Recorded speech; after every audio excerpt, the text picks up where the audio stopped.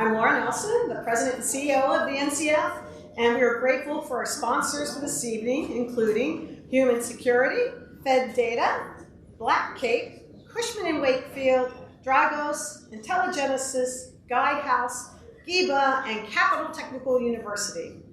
Also, many thanks to the NCF and INSF staff who worked all of the details to make this event a success. I can tell you they worked hard. And finally, a special thanks to all of you who are here to support our mission. We appreciate your interest in commemorating our history and helping us encourage the next generation to enter cyber-related careers. We have several guests from the Maryland General Assembly with us today. Senators Pamela Vidal and Katie Frey-Hester, who will be here in a little bit, and then Delegate Mark Chang. And I just really want to mention them because we appreciate that they took time, and a very busy time for them, and other schedules to attend, and that they have given, and all of the support they've given our foundation over the past couple of years for the state of Maryland. So really appreciate that. Today, we're celebrating the release of the U.S. Postal Service stamp, honoring the women cryptologists of World War II, whose work was critical to our nation's efforts to win the war. We may never know, but it is possible without them, the war would have had a very different ending. They volunteered for duty, serving as in the Women's Army Auxiliary Corps, or the women accepted for voluntary emergency service, more commonly known as the WAVES.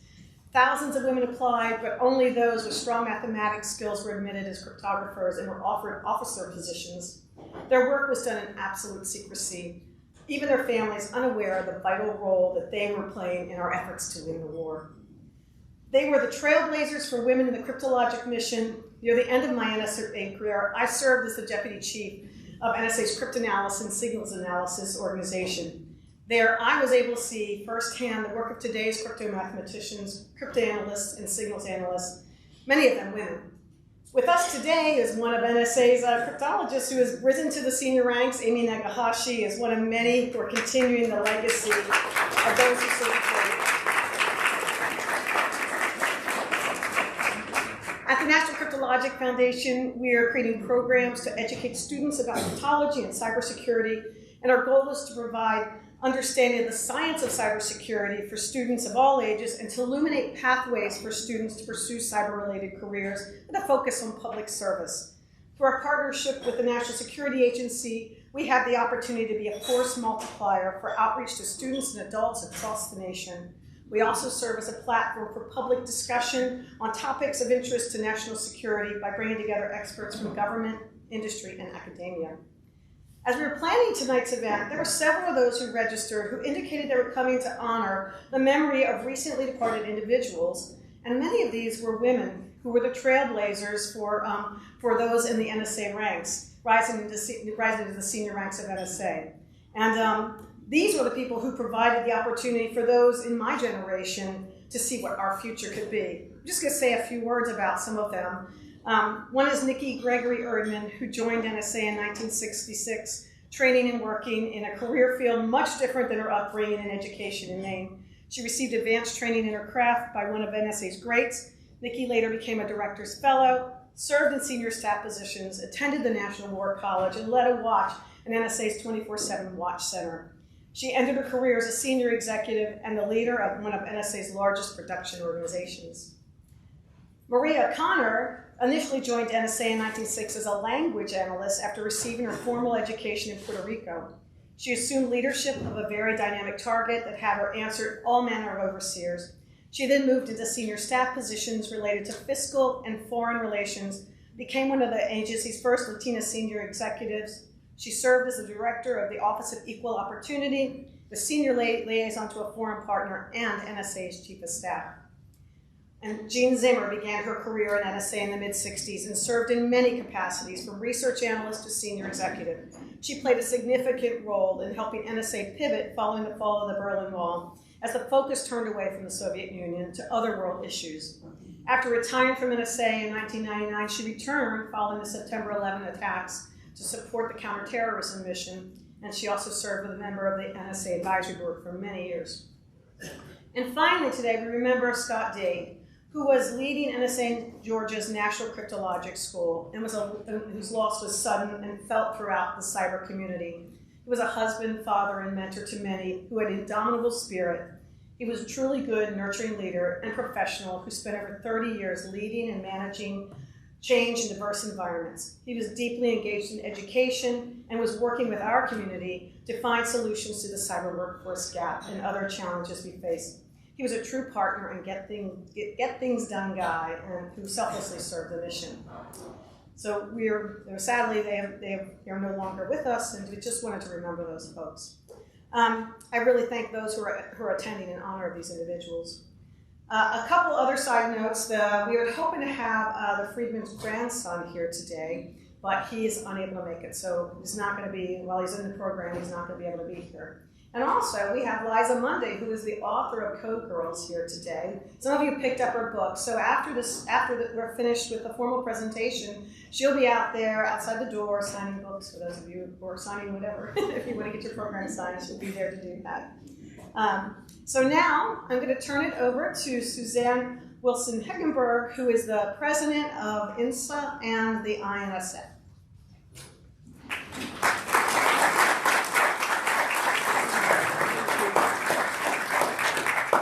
So thank you, Laura. We really value our partnership with NCF, and I'm here to represent the Intelligence and National Security Alliance as well as the Intelligence and National Security Foundation, and we're very pleased to be part of this partnership this evening, and really just delighted to spotlight some of these amazing women and their contributions to national security.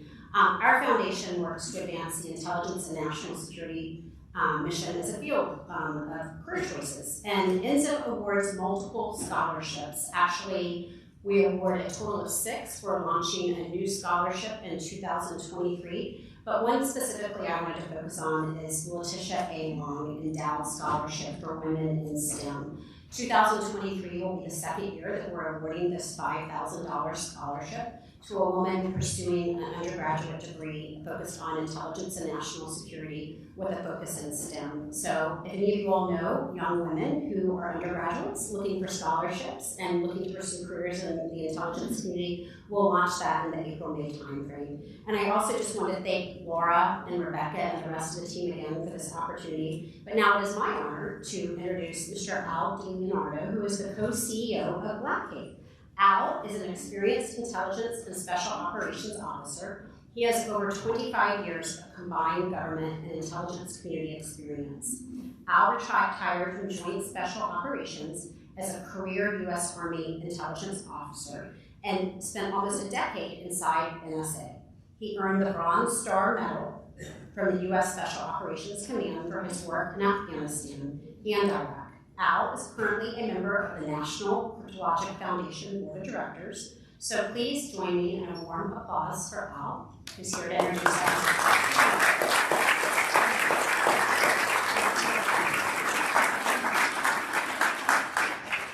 Well, those of you, I'm going to pick on somebody in the crowd who know Lonnie Anderson. I think they read my bio only because Lonnie's here. But good evening. I'm honored as the National Cryptologic Foundation board member here and former NSA CSSer to be here this evening with all of you and to introduce the fireside chat with Ms. Kemba Walden, the Principal Deputy National Cyber Director in the Office of the National Cyber Director, and along with Mr. Greg Myre, National Security Correspondent at the National Public Radio. Ms. Walden was appointed to this newly created position earlier this year after serving as the Assistant General Counsel in Microsoft's Digital Crimes Unit, or DCU, responsible for launching and leading DCU's ransomware program. Ms. Walden also served as a working group co-chair of this ransomware task force and contributed to the report. She started her career at Microsoft as Senior Counsel for Cyber and Democracy, providing legal counsel to the Defending Democracy program through the 2020 presidential election. Before Microsoft, Ms. Walden spent a decade in government service at the Department of Homeland Security. At DHS, she held several attorney roles, specifically the lead attorney for the DHS representative to the Committee of Foreign Investment in the United States, also known as CFIUS, and then as a cybersecurity attorney for the newly created Cybersecurity Infrastructure Security Agency, known as CISA.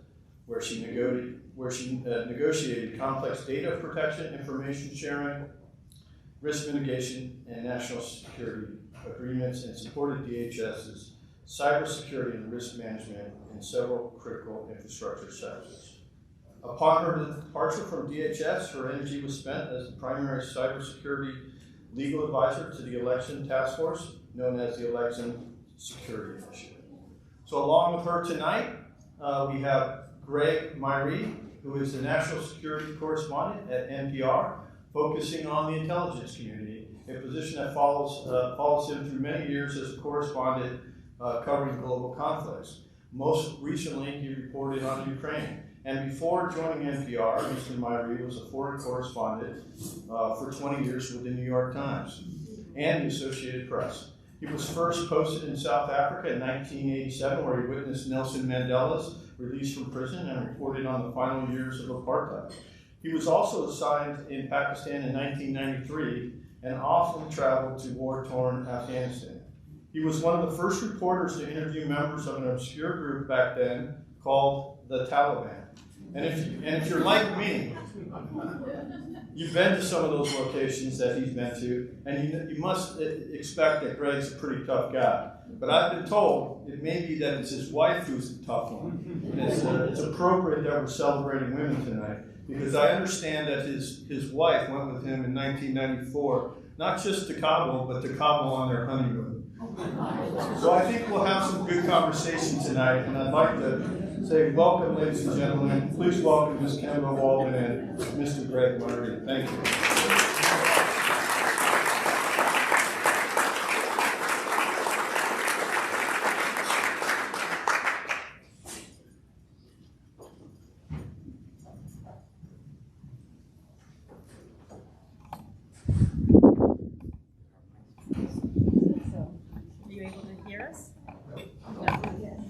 How was that? Oh, Wow. There we go. Loud? Too loud? Turning it down a little bit? Okay. Okay.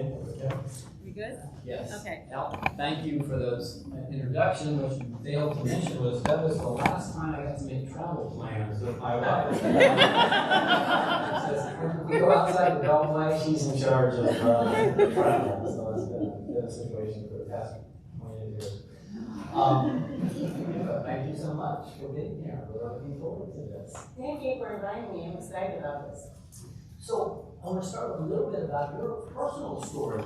You went to Hampton University and were a poli-sci major, Princeton for a master's in international development, Georgetown Law School. So two things leap out at me instantly. I realize I'm the least educated person on this stage by several orders of magnitude. But more importantly, for our discussion, that's not a tech background. Talk to us how you got from there to here. Oh no, that's you're astute. I do not have a tech background, but I love being in this space. And my story is sort of circuitous because information security didn't exist as a discipline when I was in college and in grad school and in law school. So you're wondering, how did I get here? I started, it's a long story, but it'll make sense in a minute. I started off after Princeton, moving overseas to the former Soviet Republic of Georgia, Tbilisi, to do international development work, meaning that I wrote the grant programs, sought funding, developed programs, mostly in microfinance, microeconomics, conflict resolution, humanitarian assistance, that sort of thing. It became clear to me while I was working in those spaces that communities develop best when they are secure. And so I wanted to enter into macroeconomic policy, macroeconomic development. And when I looked around, the people I saw doing that had PhDs in economics or a law degree, and I figured let me take the easier route and do the law degree. To do a PhD in economics. So I did that and went to law school really with the intent of coming back into the development world to execute macro development policy, macroeconomic development. But I ended up going the lawyer route. It turned out I was a pretty good lawyer. I clerked on the Fifth Circuit of the Court of Appeals. I did all of the right things to be a good corporate attorney. And I was on that path, and I realized I really should take a moment and try to get back to my true passion. So I went into government service at the Department of Commerce to do trade remedies, international trade. That was fine. The best thing that came out of that was not the work that I did, but my husband I met. But I was recruited out of that to another law firm to then focus on export controls, which is where my CFIUS background really started. Worked on BIS, ITAR, all those things. Really thrived in that space. Still had no cognizant connection to development the way that I wanted it to, but thrived and realized that those were actually national security focused opportunities. So I went into the Department of Homeland Security to run what was then known as Team Telecom. And that's where my cyber journey starts, essentially, or the tech journey starts. Did you have an aha moment early on? Did you think that that would be the path you were going down? Yeah. Because DHS at that point is looking at terrorism, airport security. That's what you're thinking about DHS. But Right. So how did you figure that out at a very early stage? Right. So DHS's mission was or is security in the way that you described it. And that's when I realized I can be all in on security, right? Like that, Team Telecom, I understand how phones work. I understand the OSI stack. I understand the connection to communities. I was beginning to then understand national security risk associated with those things and wanted to enable those things for communities. And I kept carrying that through until I got to pure cybersecurity work. When I shifted into the CFIUS world, and the cyber cases were the most interesting. So I went full on into cyber at the Department of Homeland Security, and really then started to gel with me in a more profound way that security in this space, in the interconnected world, is really connected to individuals being able to thrive and prosper. Right, because everything we do now is our refrigerators are online for some reason. Our dishwasher is, the grid, more seriously, electric vehicles, they're all connected in some way. So our internet has to reflect, in my view, our democratic values, but it also reflects economic empowerment and enables an opportunity to protect our privacy. But it enables the everyday functions that people are seeking to accomplish. And so, in that circuitous way, I've come full circle into wanting to see communities thrive and doing my part to make sure that happens. So you were at DHS in 2016 election, and this feels hard to believe right now, but there was no CISA, there was no election security system in place. Yeah. So you're there in 2016 before CISA begins. Talk to us how you saw how that was happening at DHS, what the conversations were, how CISA gets started, which you become part of. Yeah. It feels like that had to be a century ago, and yet we're talking 5, 6 years ago. It was a pivotal moment, right? So, like all of us, I suspect most of us in this room. There are two things that had a profound impact on my life. The first was 9/11. I remember that clearly. I remember where I was, what was happening, and how that changed my pursuit of security. The other was when I started to understand the vulnerability of our election system. So the vulnerability of our physical space became acute.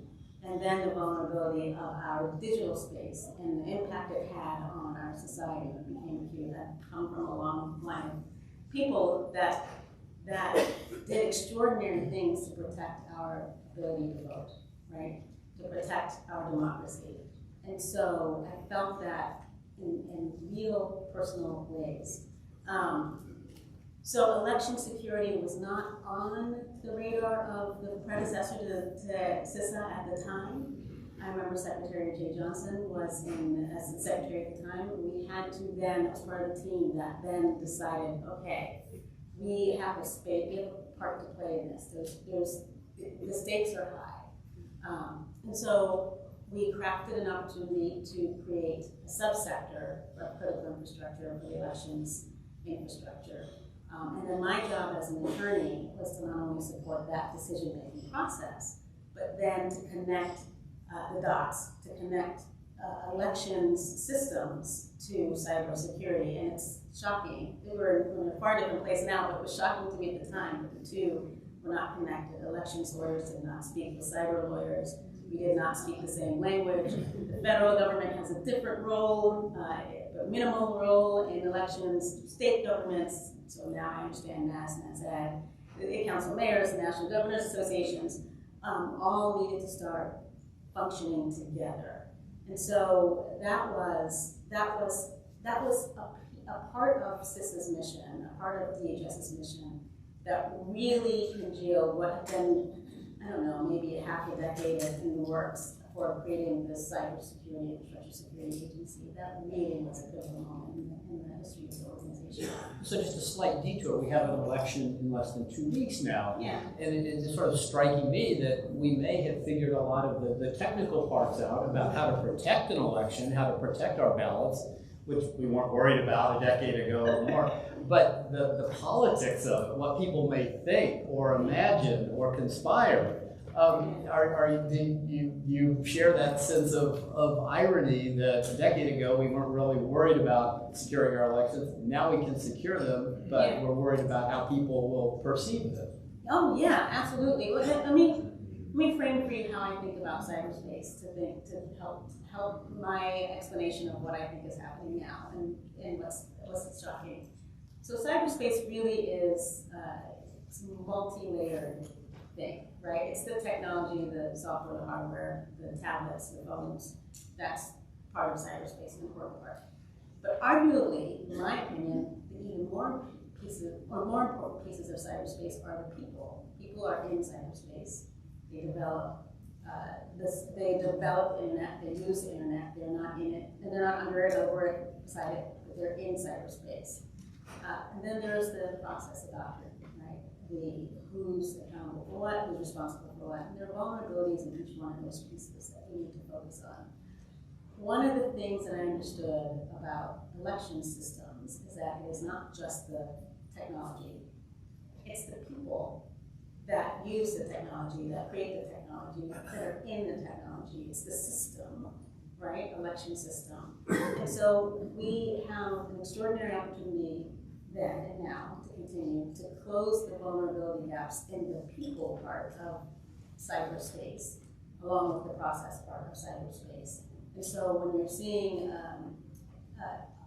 opportunities or adversaries taking the opportunity to hack the people, I think we're in a better place now because we have a better understanding of how cyberspace actually functions in these systems. And so being at CISA at that critical moment was just one of several instances where you've been at a really interesting place at a really interesting time. After you left DHS, you were at Microsoft and helped set up their digital crimes unit in the ransomware program. We heard a lot about that in the past couple of years, the Colonial Pipeline, some of the other big cases. Heard a little bit less about it now. Could you talk about the work you did at Microsoft, and then where are we? Why aren't we hearing about it quite as much right now as we were a year or two ago? Oh, sure. So talking to you, Greg, I realized that I've been a part of startups for the better half of my career. And one of the best things about being a part of a startup is the innovation and the energy and the drive associated with it. So you're right, I did. Once the 2020 elections were deemed secure, my corporate vice president turned to me and said, literally on the eve of election day, now I want you to stand up counter-ransomware program in our digital crimes unit. I didn't know much about ransomware, so the first thing I did was to find people that were smarter than I was about ransomware, but also to allow myself to grow and understand this complex, terrible crime.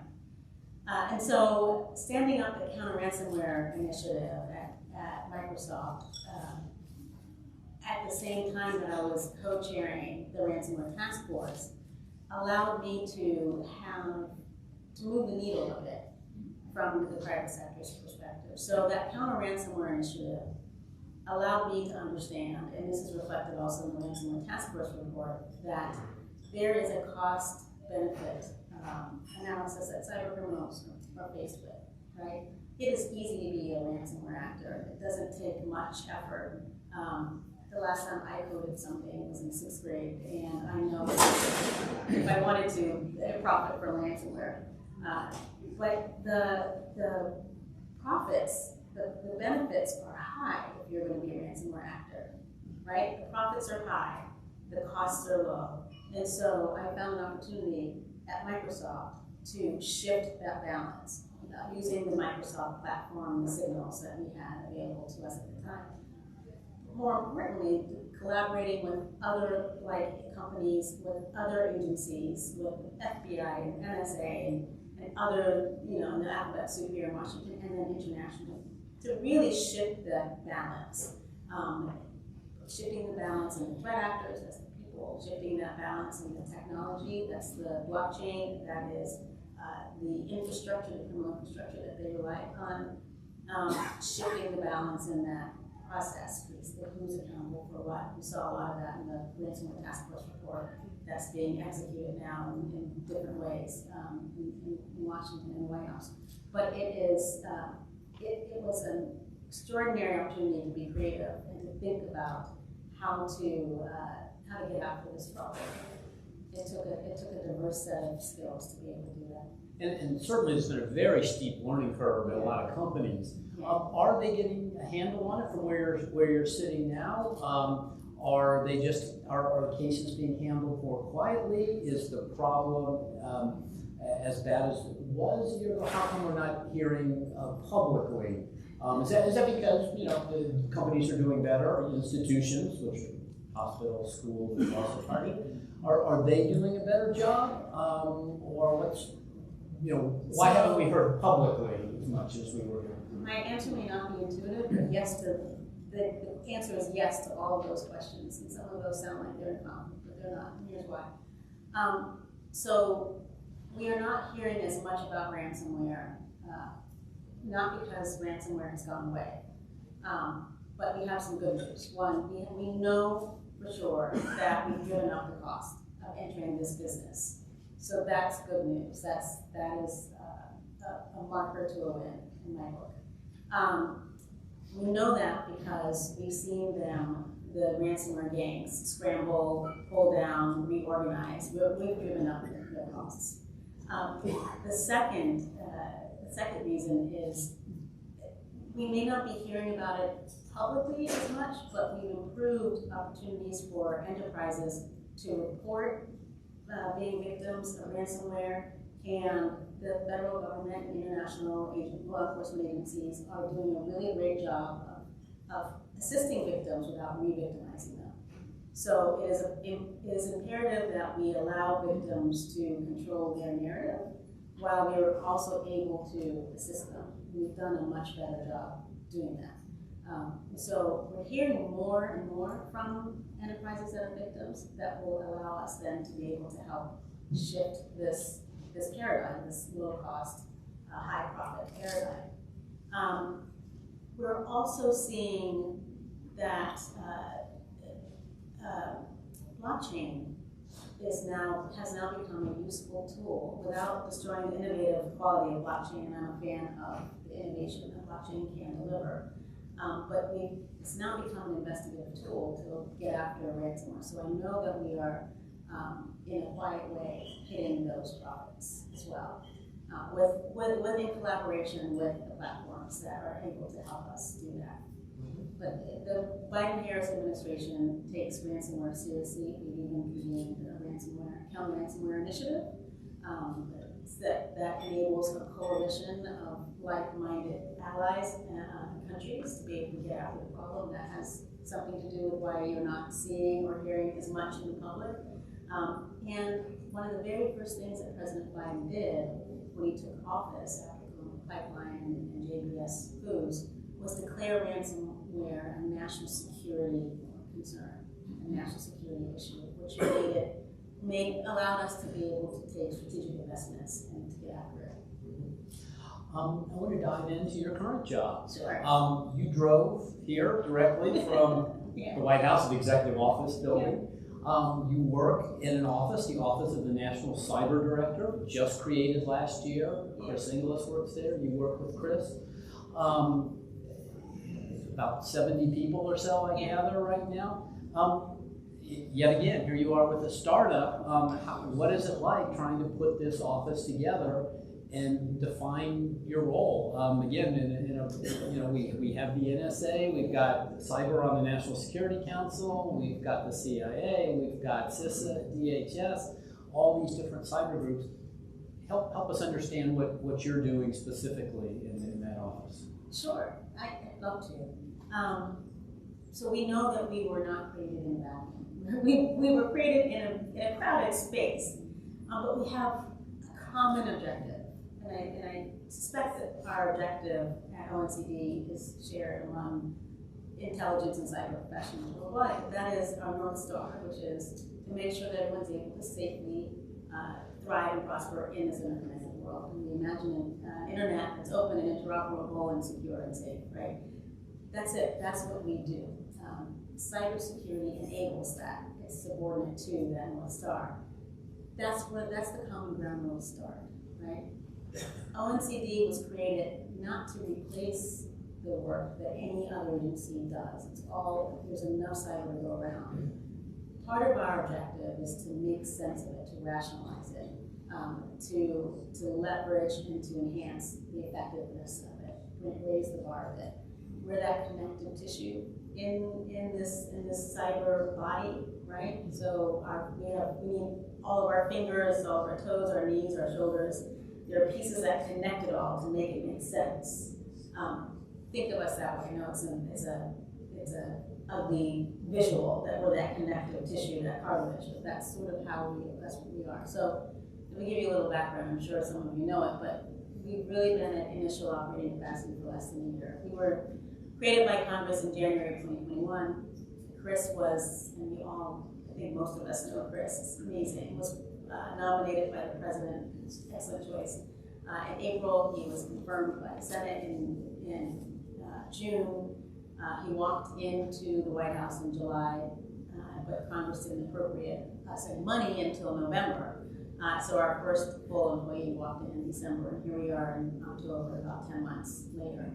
And we've accomplished some amazing things because we have amazing people. It's a startup again. We're able to be innovative and creative, work by, with, and through others in this space with the Office of Management and Budget, National Security Council, Office of Science and Tech Policy within the White House, and also CISA, and Health and Human Services, and all the other sector risk management agencies, Treasury, etc. We've developed such intimate partnerships among the interagency because we work by, with, and through the interagency and with our partners in the White House to accomplish that one North Star that we're all hoping to accomplish. And we often hear, excuse me, that cyber will come up when there's a problem. Something's been hacked, there's a ransomware case. Are you, in this office, expected to sort of take a slightly bigger view? Yeah. Think about policy. Where is China going to be, and what are they going to be doing in 5 years? Where might Russia be going? Are you, instead of the day-to-day and solving the crisis of the day, and is that possible? I mean, how do you do that when there are obviously events that keep getting in the way of what you may be trying to do in the longer term? Yeah, no, this is why there's enough cybering for everybody.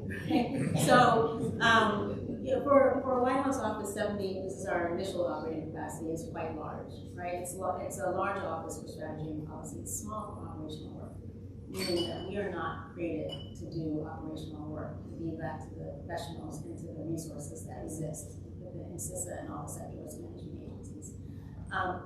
But our office has 4 strategic objectives, and our opportunity is to really think strategically. We have this decisive decade that the National Security Strategy identified. We're thinking along those same lines, along that same trajectory. What are the investments we need to make now to ensure that we have a robust internet, that we have a resilient internet and that we do it in an international context. And we have four sort of objectives that we're trying to achieve. We're trying to achieve one, federal cohesion that I mentioned. We are making investments in achieving intimate, actionable, private-public collaboration. And we have a mission to align resources to aspirations. It's a performance metric kind of activity. And we have a mission to ensure that current and future resilience, right? But all of that is designed for strategic investments in how do we achieve collective defense of the robust internet, sort of along the lines of what's happening in Russia's pursuit of Ukraine.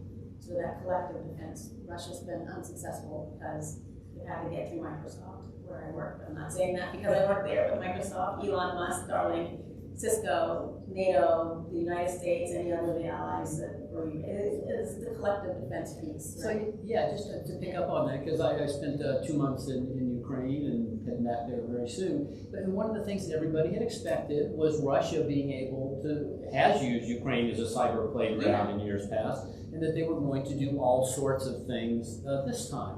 But they haven't. I mean, they've inflicted a lot of damage, to be sure, but less than expected on the cyber front.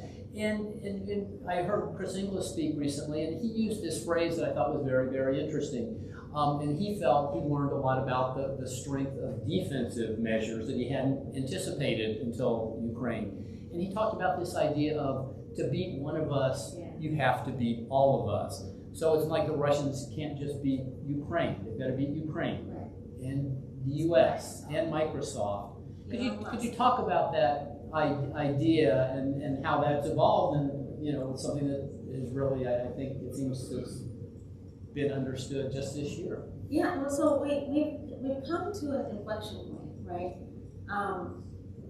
Where we realized that sort of in tandem of the Russian aggression with Ukraine, that's really solidified our vision for this. We realized that information sharing, I think Rob Konecki wrote in his book, is the best bad idea that Washington has in cyber.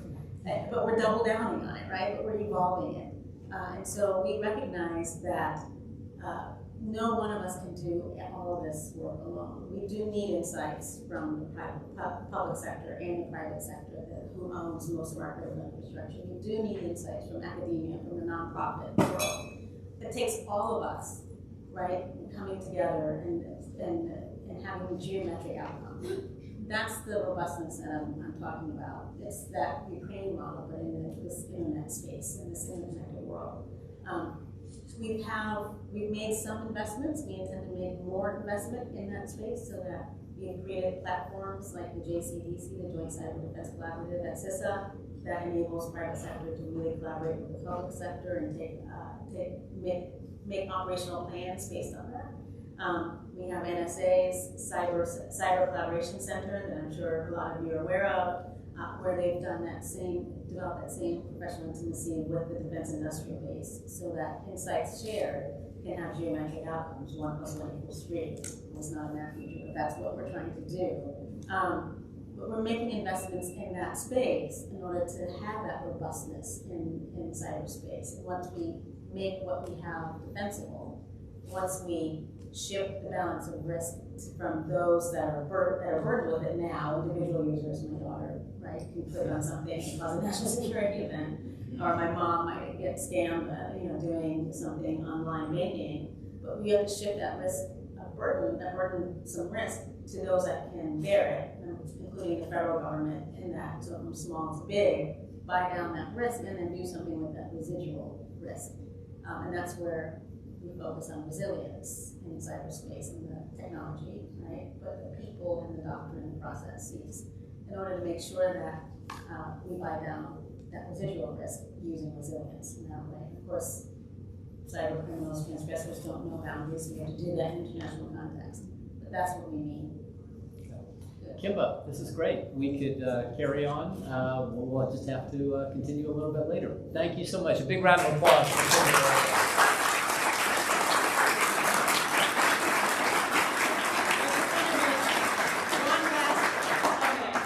I am super excited to be here to celebrate these women. I just They are heroes. They make me possible. And so I thank you for inviting me to speak for you today. I really appreciate it. And I also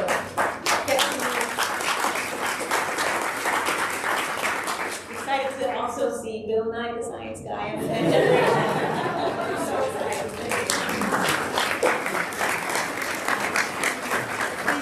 Thank you so much. Thank you very much.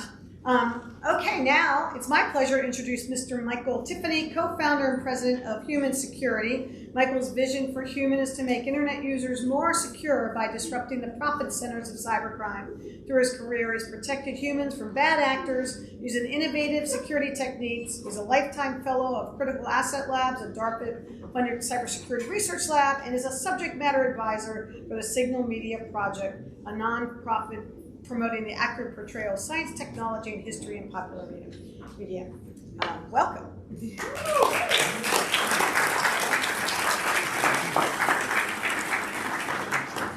Thank you. It's a great privilege of mine to be able to introduce an extraordinary inventor, educator, and leader, Mr. Bill Nye. I know I'm speaking to a lot of technologists in this room, and I want to introduce the idea that Bill Nye is, in addition to all of those extraordinary roles, an extraordinary information architect, something that we can think of in computer science, and even conceptual architect. And it really pleases me to introduce him in the context of cryptology and women in cryptology. Because to succeed the extraordinary ways that Bill Nye has is a kind of pedagogical invention, finding new, innovative ways to make concepts more accessible to an ever wider audience. And this is the art of innovation.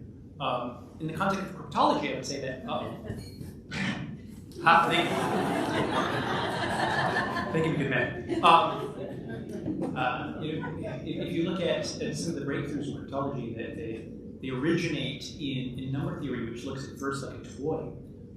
Especially if you really care about solving problems in the real world, it looks like discrete mathematics. It's going to be vastly more practical than number theory. So, but what you know, this toy turns out to form a foundation that now works to secure every single financial transaction in the world. It has far more potent applicability than early progenitors in this field thought. And making those connections is an act of extraordinary creativity, conceptual, architectural creativity. And I think that's what Bill Nye is such a master of, and rightly makes him so extraordinary as an educator is by taking concepts, some of which are fresh, some of which are ancient, and finding new ways to compose them and make them accessible to an ever larger number of human minds.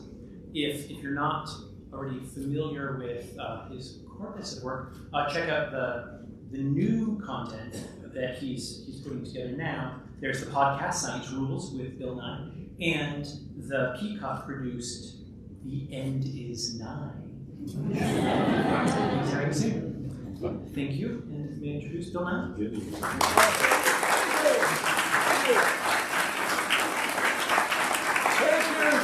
It's good to see you. Thanks for including me. I was very excited about this. Well, until a few minutes ago. No, somebody came up to me and said, "Is Bill Nye your real name?" I said, "Well, it's William Nye." He said, "Well, why did you change it?" You see, this is critical thinking. That's what we need. If you could teach one skill to people, it's critical thinking. The reason I'm here, I don't know if you guys got the story, is because a woman wrote a book about the Code Girls. Liza Mundy, some of you have for some reason not purchased the book. And her editor sent me a copy. You may be interested in this because it mentions your mother, my mother. And so if you get to page 284, you will find my mom. And I learned more in that one sentence of the book than I knew my whole life. If you would ask my mother, what did you do during the war? She would, I can't talk about it. And they took it seriously. And for some of you at Fort Myre in 1992, anyone, they had a reunion. In my recollection, and recollections are imperfect, but there were 6 other women, there were 7 code girls there. And my nephew, who was 12 at the time, was trying to do the equivalent of a book report about what his grandmother had done in this thing. And none of them will talk about it. And then 3 years ago, there was an event at the Library of Congress honoring the Code Girls. And a woman came up to my brother, sister, and me and said, my mom was with your mom in Hawaii. And the 3 of us said, our mother wasn't in Hawaii. Well, yesterday, I'm not lying to you, yesterday, my brother was going through stuff and found my mother's Asian theater medal. And then he talked to my sister, and yeah, she had this relationship with a guy who was a Hawaiian plantation owner, and he grew nuts. And what? So it's a level, you guys, it's a level of keeping secrets that's really astonishing to me. No, it really is. When you look at working in the White House, the leaks, everybody's obsessed with leaks. In your business, everybody's obsessed with security.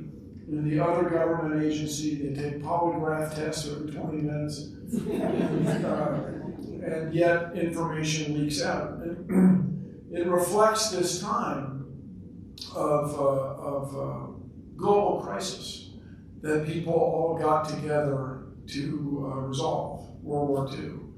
And so my mother, if you got the story, went to Goucher College in Baltimore. It was, when they had such things, it was the sister school to Hopkins. Go Blue Jays. I cannot tell you how many Blue Jays lacrosse games I went to at Hanover Field because my father was an alumnus everywhere. Anyway, back when they had such things, Goucher was a sister school to Hopkins. Now it's co-ed. They let boys in. It's gone home. No, I kid. That was my mother's point of view. But she, I will say objectively, was good at puzzles. I mean, just objectively. She was very good at crossword puzzles. She and my dad would write limericks.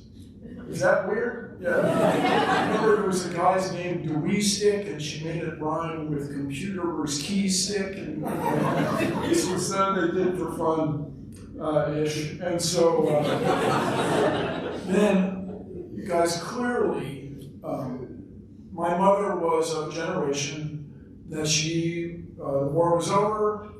She married my father.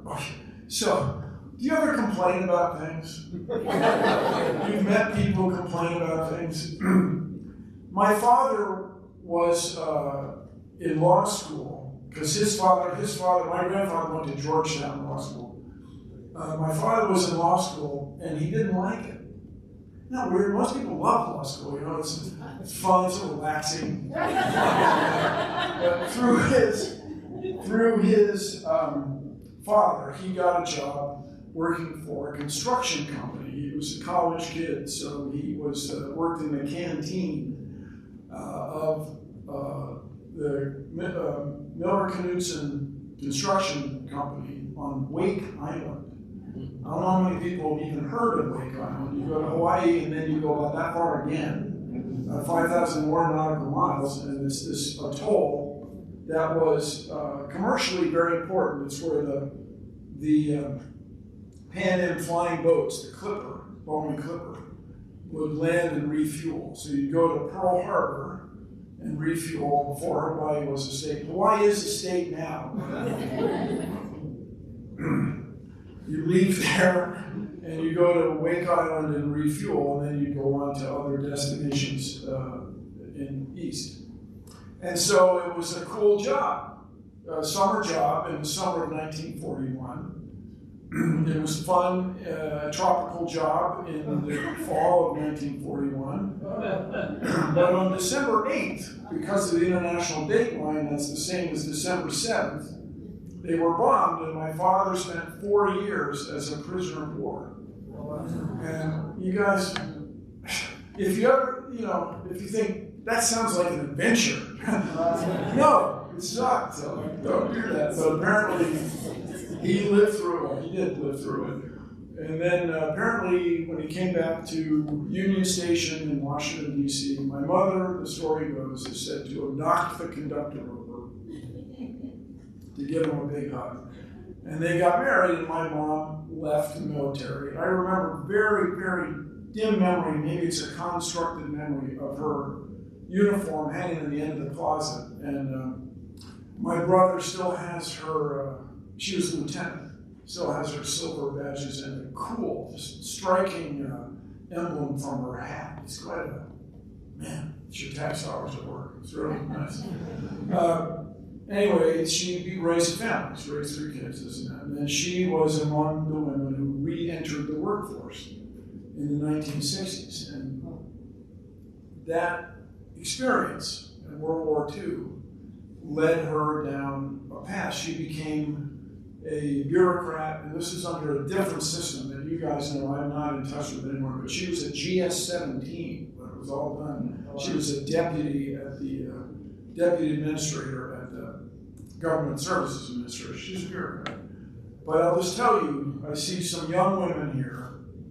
I'll just tell you, I'm going to claim I was a junior in high school, and right as the disco era was emerging. 1972. No, this is before the important work of Sid Vicious and the Sex Pistols. But my mom slammed the phone down and used the D word. Yes, damn. Because she could not get an American Express card because she was Mrs. Nye. She did not exist as an economic entity on her own. And I mention it to you all because it wasn't that long ago. It was not that long ago. But what the Navy and the Army figured out in World War II, and Liza Mundy wrote about, is there are twice as many brains if we get women. Wait! And so the Army and the Navy went around to largely women's colleges and recruited these gals who were good at math and science. And my grandfather was an organic chemist, and they had a couple patents. And my dad would refer to himself later in life as Ned Nye, boy scientist. And so I became a mechanical engineer. And so naturally I'm speaking to a bunch of nerds. I didn't write this joke, but it's really compelling for me as a mechanical engineer. French Revolution, we're cutting off people's heads. If you know the just wait a second. Cutting off people's heads, but we're putting the guy down, and the mechanism is stuck. The guillotine does not drop. The guillotine does not drop. You may go free. It is a sign. Then you construct the joke any way you want. But we'll have a second person. They put her head in the guillotine, and the mechanism is stuck again. Oh my goodness, you may go free. But the third person is an engineer.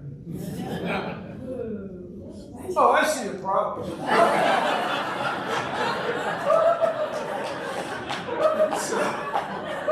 Something my mother said continually was, common sense is not that common. And so this would be the knock on nerds, is we are living at this extraordinary time. This, as I like to say, if you like to worry about things, this is great. We are living at an extraordinary time. And another anecdote, my grandmother on my mother's side, my mother's side, it's really interesting. My grandmother's side was French.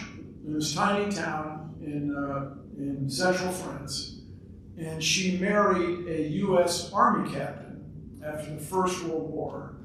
And I will say objectively, I went to her hometown many years ago, and I get it, man. The trenches from World War I are still there, I mean, largely there, interrupting the farm fields. So she came to the U.S. Yeah, heck, I'll go to North Carolina. Just get me out of here.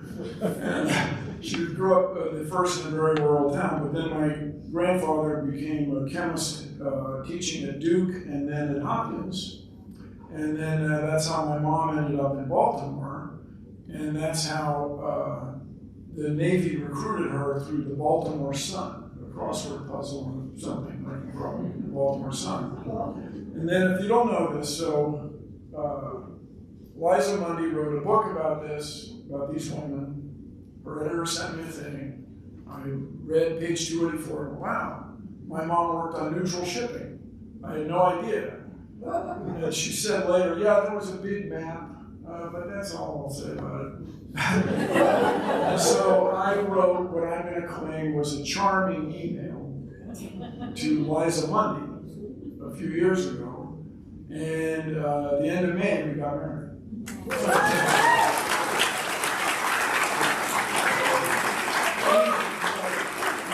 Specifically to each other. Old-fashioned. So it's really an honor to be here, you all. I really appreciate you being here. But my mom is living on through all of you. And the Code Girls, the accounts vary, but shortened the war, World War II on the Atlantic by 18 months. Is that right? A year and a half? I know you guys argue about such things. In the Pacific, somewhat after that. But what a time it was when everybody was working together to resolve this global conflict. Everybody was on board. And I guess this might end my career, but if we had a national service, I think it would be in everybody's best interest. We wouldn't have this, it would be different. I mean, again, thank you. It's all good until somebody else can pay for it. And it's a whole other. So, anyway, thank you all for including me. Do people have questions? What we covered so far? This is a different system. I had level 4 security clearance. I worked on a fighter plane. And I don't know what it's called. I think that system's all changed. But I knew its single engine rate of climb, but I did not know its top speed. As a skiff, the light would go on every time you went in. Yes, hand up, person. Was your mother paid for her work? Was my mother paid? Yeah. Yeah, she was in the Navy, man. She raked it in. Yeah. Women accepted into volunteer? No, she was recruited as an officer, and we have some of her paperwork. So to me, my cousin, her younger brother had this. She requested a day of leave from the Navy to visit a friend, to wit, my father. After she had come back from Hawaii. What's going on? Okay. Can't talk about it. Yeah, as far as I know, she was in the Navy and she was paid. She was an officer. She outranked my dad. My dad was a civilian, and they were declared Marines, private first class, many years after the war, many years. And if you want to read the books about it, my dad was on Spiv Cunningham's side of the account of what happened on Wake Island. Apparently the civilians just carried ammunition, just chipped in, like we're getting bombed for crying out loud. But it took many years. But if you go to Arlington Cemetery, their ashes are side by side. It's really something. If you want to get your casket at Arlington, you got to be some like Colin Powell or something. But if you want to get your ashes, come on down. I mean, not right now. Not right now.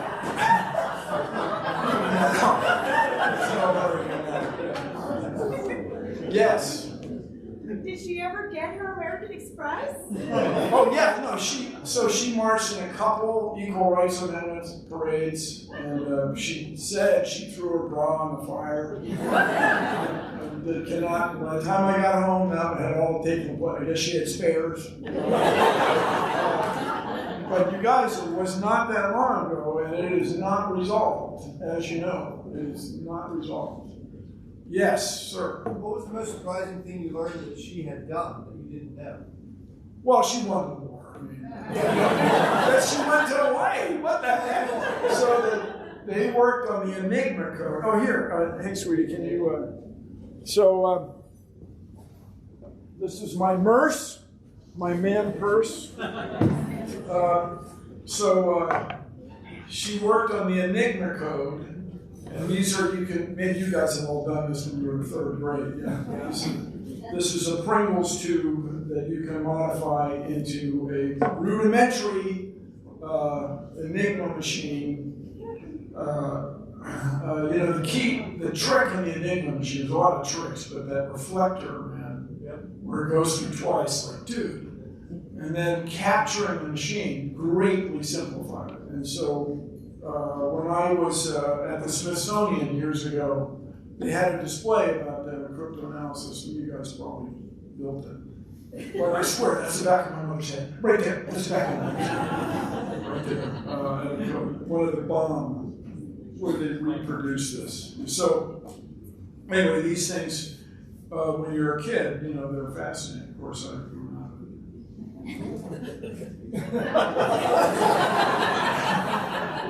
But the reflector, that's what made, God, how these guys figured it out. It's really something. Yeah, people.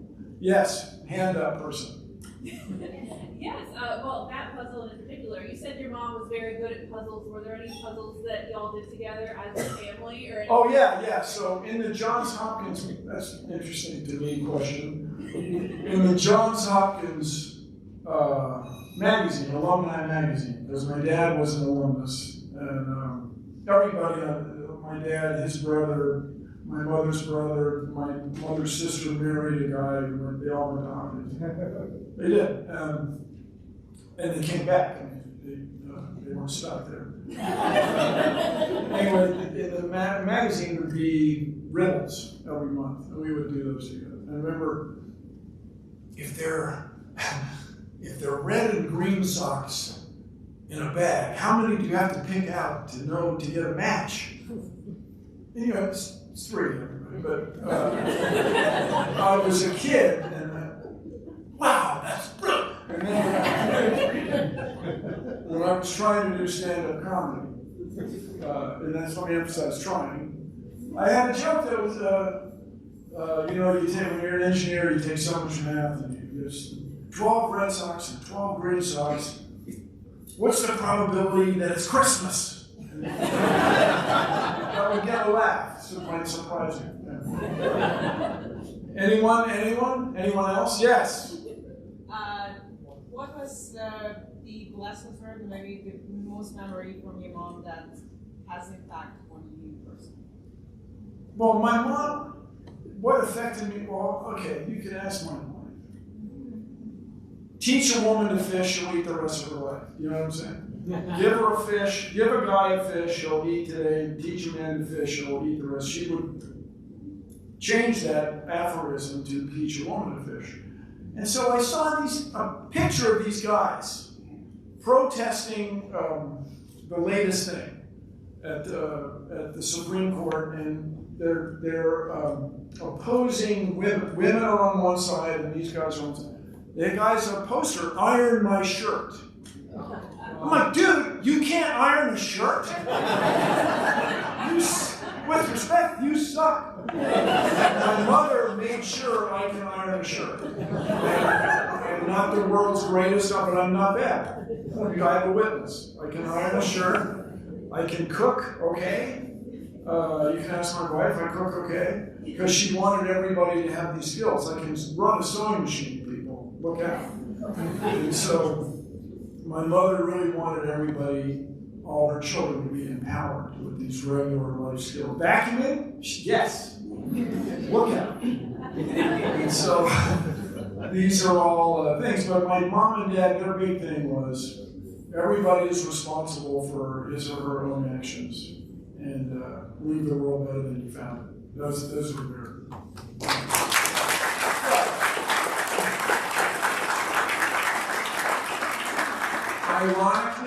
great many people who, in my opinion, are leaving the world a lot worse than they found it, but they don't think they are.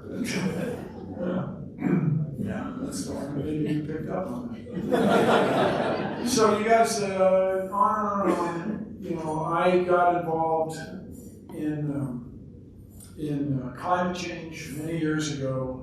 When you do a science show in the 1990s and you cross paths with Tipper Gore and all these people. And we were talking, you know, 40 years ago about the cost of energy. And people like, in those days, so they throw around the word geopolitical.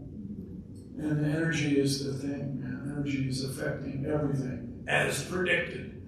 But the key to our future is you guys. We are living at a time where truth is the most important thing, and we have to get people to embrace the importance of facts and how do you get people to have so-called critical thinking skills? Yeah, that's easy to say. All right, I just said things you're recording. My career's over. Thank you. Yes, in the front row, person. When are you running for office, and how do we contribute to your campaign? When am I running for office? You guys, look, you know, people like Samuel Clemens, Mark Twain, would make fun of lawyers. You can get a laugh. You know, there's a blues lyric. You can tell me a boatload of lawyers just sunk, but I still have the blues and so on. Those guys, those people rather, who become congressmen, they think laws are cool, or many of them do. They're all a bunch of lawyers because they like that, all that reasoning, all that complexity, you know. So I don't think I'm going to run for office. And you could make the argument that coming from the outside, you could get more done, at least right now. Run for office. What do you think, sweetie? No, I am, she'll tell you, I'm shiny object man. Like, it would be difficult. Well, you know, you can talk about leadership, but we're living at this time where, you know, as far as I understand, it's a Chinese proverb, may you live in interesting times, meaning troublesome times. But we're at a turning point, and the argument's been made that it happens in the U.S. every 60 years. And during the Vietnam era, people predicted, you know, in about 2020, things are going to be a mess. And there's going to be a reckoning. If you don't believe me, 2022 is the year in which Soylent Green is supposed to take place.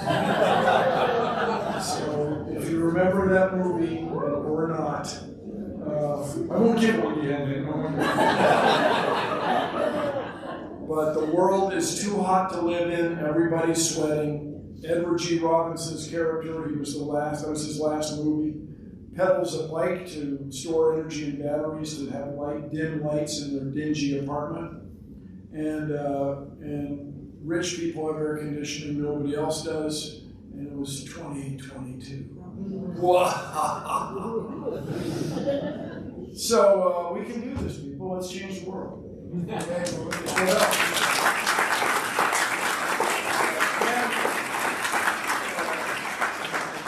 If you bought Liza's book, thank you. It changed my life.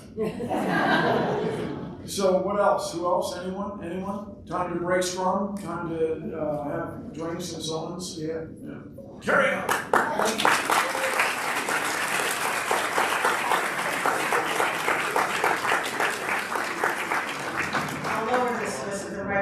How's that? So it's important. I know. So thank you so much to, this concludes the formal program. The bar will be open for a little bit longer, even though it's supposed to end at 6:30 around this, just keep things open. So thank you so much to our, first to Melissa Davis with the George C. Marshall Foundation back there with the, and also to our speakers, Dr. Myre, to Kemba Walden, to Phil Miller, and to Lesnar, who was signing books. And she was looking, Rebecca's trying to tell me something, I don't know what she's trying to tell me, but anyway, so. Thank you, Lauren. Oh,